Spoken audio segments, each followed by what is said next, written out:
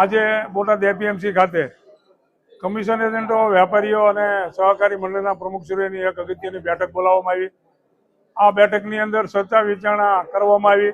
જે છેલ્લા 4-5 દિવસથી અમુક લોકોએ આ એપીએમસી બોટાદની અંદર જે વિષયને ઉપાડ્યો છે એ વિષય અનુસંધાને વિસ્તૃત ચર્ચા કરી અને આગામી દિવસોમાં એપીએમસી ખાતેથી જે માલની હરાજી થશે એ માલની હરાજી કોઈ જીનર્સને અહીંયા ત્યાં માલ જશે, ત્યાં કોઈ પણ પ્રકારનો વિવાદ થશે તો અમારા ઇન્સ્પેક્ટરો હાજર રહી અને એ વિવાદનો અંત લાવશે. કોઈ પણ ખેડૂતને અન્યાય નહીં થાય અને કોઈ પણ સંજોગોમાં અમે કરડો ચલાવશું નહીં.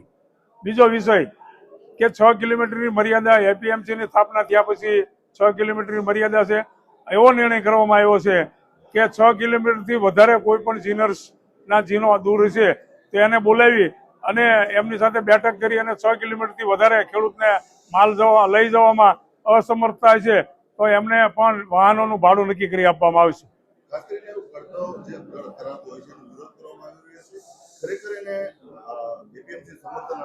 નહીં, કરદોને કોઈ અવકાશ નથી. કોઈ પણ જીનની અંદર કે કોઈ પણ જગ્યાએ કરદો થઈ જાય તો એના લાયસન્સો તાત્કાલિક અસરથી રદ કરી દેવામાં આવશે. આગામી દિવસોમાં એની પણ આપણે માહિતી એકત્ર કરી રહ્યા છીએ. આગામી દિવસોમાં એની અમે પણ પગલાં લેવામાં આવશે.